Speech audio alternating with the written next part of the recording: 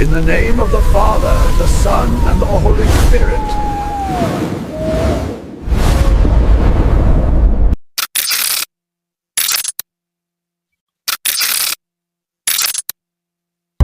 Good evening. We begin tonight with a look at mental illness. Experts are debating whether conditions like multiple personality disorder are... ये बात है 1968 की। एक 16 साल की लड़की अपने स्कूल क्लास में होती है। अचानक उसको चक्कर आते हैं और वो जोर से नीचे गिर जाती है। कोई नॉर्मल वीकनेस से आने वाले चक्कर से कुछ ज्यादा था। उस वक्त जो उसके आसपास था उनका कहना था कि ऐसा लग रहा था कि वो कुछ अजीब देख रही है, महसूस कर रही है, तड़प रही है, मगर कुछ बोल नहीं पा रही है। इस लड़की का नाम था एनिली मिचेल, जिसको इमली रोज भी कहा जाता है, जिसपे हॉलीवुड फिल्म एक्सोर्सिज्म ऑफ इमली रोज बनी है। इस लड़की का जन्म 21 सितंबर 1952 में वेस्ट जर्मनी में हुआ था। इस स्कूल वाले इंसिडेंट से पहले एनिलिस की लाइफ एकदम नॉर्मल थी। एनिलिस के फैमिली में उसके पेरेंट्स एंड 3 बहनें थी। एनिलिस नेचर से बहुत शांत, kind hearted and religious nature की थी।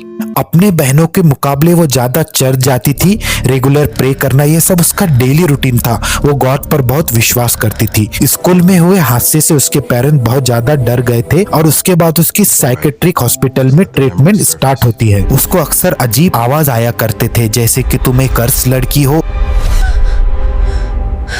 तुम जहन्नुम में जलोगी, no one can save you. उसको आम लोगों में भूत दिखाई देने लगे। दिनों दिन उसकी हालत और खराब होने लगी। वो ऐसे ऐसे चीजें करने लगी जो कोई ख्वाब में भी नहीं सोच सकती। एक दिन वो बहुत डर जाती है एंड टेबल के नीचे छुप जाती है। एक बार वो मकड़ी खाने लगी,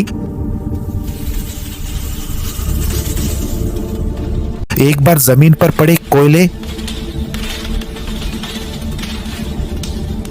यही नहीं एक बार तो वो चिड़िया खा गई। डॉक्टर का कहना था कि वो दिमागी मरीज है। उसको जो टेम्पोरल लोब एपिलेप्सी है उसके कारण उसको हेलुसिनेशन हो रहा है। डॉक्टर का ये भी कहना था कि ये क्यूरेबल है, इसका इलाज लंबे टाइम तक करते रहना जरूरी है। मगर इमली रोज के पेरेंट्स को ये कोई बीमारी नहीं लग रही थी, क्योंकि जो उसके साथ हो रहा था वो कभी किसी के साथ बीमारी में होते हुए उन्होंने नहीं देखा था। उसके बाद ईयर 1969 टू 1973 तक उसका अलग अलग हॉस्पिटल में इलाज होने लगा। मगर अनफॉर्चुनेटली इन सब इलाज के बावजूद उसकी तबीयत और ज्यादा खराब रहने लगी। उसके साथ वो अजीबोगरीब चीजें होने लगी जिसका गुमान भी एक आम इंसान नहीं कर सकता। ये सब होते होते ईयर 1975 में जिस प्रीस्ट को उसको बताया गया था वो कन्विंस हो गया था कि ये लड़की पजेस है एंड वो एक्सोर्सिज्म परमिशन के लिए बिशप के पास पिटीशन करते हैं। बिशप जोसेफ स्टेंगल एक्सोर्सिज्म को परमिशन देते हैं। एक्सोर्सिज्म जिसको इंडिया में झाड़ फूक भी कहा जाता है। आपको लग रहा होगा इसके लिए परमिशन की क्या जरूरत है, तो आपको बता दूं एक्सोर्सिज्म सब पर नहीं किया जा सकता, क्योंकि इसमें डेमन स्पिरिट को बॉडी से बाहर निकालने के लिए पजेस को टॉर्चर भी किया जाता है। इस सब को हर कोई बर्दाश्त नहीं कर सकता। एनिलिस का एक्सोर्सिज्म होता है जिसमें कहा जाता है कि उसके बॉडी में एक नहीं 6 डेमंस है। Adolf Hitler, Roman Empire Nero, Judas discipline of Jesus, Cain son of Adam जिसने अपने भाई का खून किया था, Lucifer most powerful demon in Christian religion, Valentin Fishman जो एक जर्मन प्रीस्ट था जिसको चर्च से निकाल बाहर किया गया था क्योंकि उस पे मर्डर केस था और वो बहुत ज्यादा शराब पीता था। जब एक्सोर्सिज्म चल रहा था तो ये सब डेमन एनिलिस के बॉडी में आकर बात कर रहे थे। इसकी रिकॉर्डिंग भी ऑनलाइन अवेलेबल है। इस रिकॉर्डिंग की लिस्ट मैं डिस्क्रिप्शन में डाल दूंगा। ये रिकॉर्डिंग सुनकर किसी भी इंसान को लगेगा कि हाँ इसके बॉडी में सच में डेमंस है, मगर इतनी जल्दी इस फैसले पे मत आइए। एनिलिस सच में पजेस थी या ये कुछ और था, बाद में उसके साथ क्या हुआ, ये सब जानने से पहले हम इस तरह की और कुछ केसेस देखते हैं जिसको समझना बहुत जरूरी है, तभी हम एनिलिस का केस समझ पाएंगे। 28 फरवरी 2013 एक अमेरिकन आदमी होटल रूम में बेहोश हालत में मिलता है। उसको हॉस्पिटलाइज किया जाता है। होश आने के बाद वो अचानक स्वीडिश बोलना शुरू करता है। डॉक्टर को कुछ समझ नहीं आ रहा था। उसका सामान चेक किया जाता है, पता चलता है उसका नाम माइकल बोटराइट है, मगर उसको पूछने पर वो अपना नाम जॉन एक बताता है। यहाँ एनिलिस एंड ये अमेरिकन आदमी का केस लगभग मिलता जुलता है, मगर एनिलिस का केस सदी का सबसे कॉम्प्लेक्स एंड रहस्यमय केस था। क्या ये दोनों पजेस थे या ये कुछ और था? चलो इसको समझते हैं। ह्यूमन ब्रेन दुनिया का सबसे कॉम्प्लेक्स स्ट्रक्चर है। साइंटिस्ट भी इसको 15 से 20% तक ही समझ पाए हैं। Humans have approximately understood only 15% to 20% of the human brain. The human brain is very complex to understand.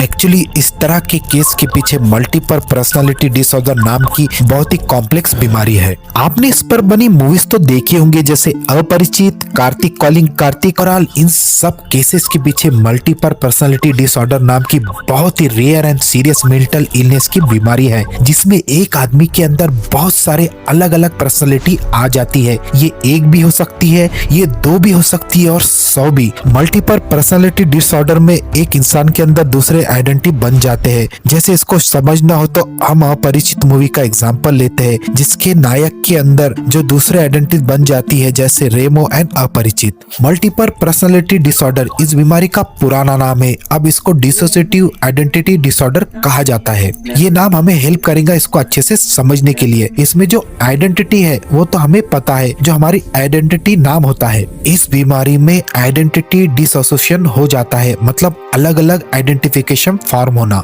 And जब एक आइडेंटिटी दूसरे आइडेंटिटी में स्विच हो जाती है तो फर्स्ट आइडेंटिटी को बिल्कुल पता नहीं होता है कि क्या हुआ था, एग्जैक्टली ये बीमारी का रूट कॉज क्या है और ये क्यों होती है, ये तो अभी तक पता नहीं चल पाया है। लेकिन एक स्टडी से पता चला है कि 90% से ज्यादा DID पेशेंट जिनको DID हुआ था उनके बचपन में उनके साथ कोई अब्यूज हुआ था या कोई ट्रॉमा हुआ था, जिससे उनके सबकॉन्शियस माइंड में वो बात घर कर गई। आइडेंटिटी फॉर्म होना हमारी माइंड का एक मैकेनिज्म होता है डिफिकल्ट सिचुएशन एंड इमोशन और स्ट्रेस से लड़ने का। मगर ये माइंड का बहुत ही गलत तरीका है फीलिंग इमोशंस बाहर निकालने का, जो एक सीरियस इलनेस है जिसको क्योर करना बहुत जरूरी है। DID तो एक बहुत ही सीवियर केस है। इसका मॉडरेट केस हम कह सकते हैं अमेरिकन आदमी का केस जो अचानक स्वीडिश बोलना शुरू करता है। इन्वेस्टिगेशन करने के बाद पता चलता है कि ये अमेरिकन आदमी अपने टीन एज में स्वीडिश गया था, उसकी फोटो भी मिल जाती है। यह भी पता चलता है कि वहाँ वो एक स्वीडिश लड़की के साथ कुछ साल रिलेशनशिप में था, बाद में वो वहाँ से चला जाता है, मगर वहाँ की याद उसके अंदर इतनी बच जाती है कि वो उसको भुला नहीं पाता। कुछ रीजन से वो वहाँ वापस भी नहीं जा पाता। DID में देखा गया कि हम खुद से खुद के लाइफ से नाराज होते हैं। एक गिल्ट हमें खाया जाता है जैसे हम खुद को पसंद नहीं करते। I hate myself.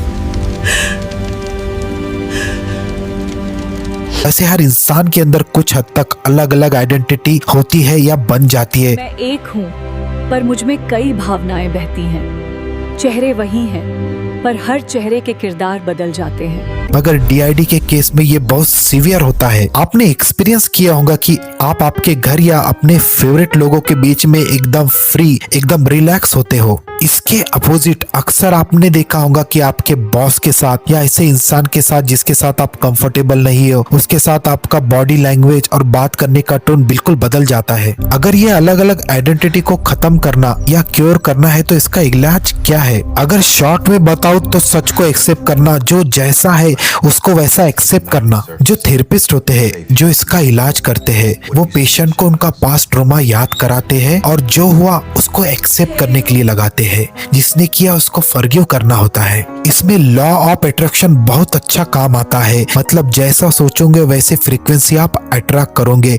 इसलिए कहते हैं ना, हमेशा अच्छा सोचना चाहिए। लॉ ऑफ अट्रैक्शन आपके अंदर दबे हुए नेगेटिव थॉट्स, इमोशन को बाहर निकालने में मदद करता है। ये कंसेप्ट कुछ फेमस बेस्ट सेलर बुक में भी बताया गया है, जैसे द सीक्रेट एंड अल्केमिस्ट। इनकी लिंक डिस्क्रिप्शन में आपको मिल जाएंगी। अब आते हैं एनिलिस के केस पर। बता दो, एनिलिस पर पूरे 67 एक्सोर्सिज्म किए गए थे 10 मंथ के टाइम पीरियड में।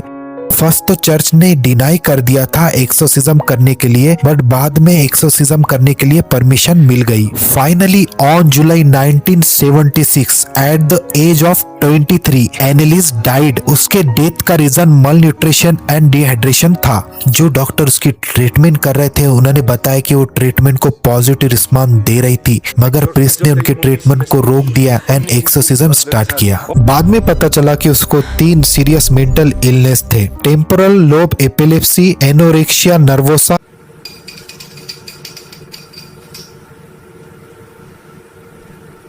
and hyper religious personality.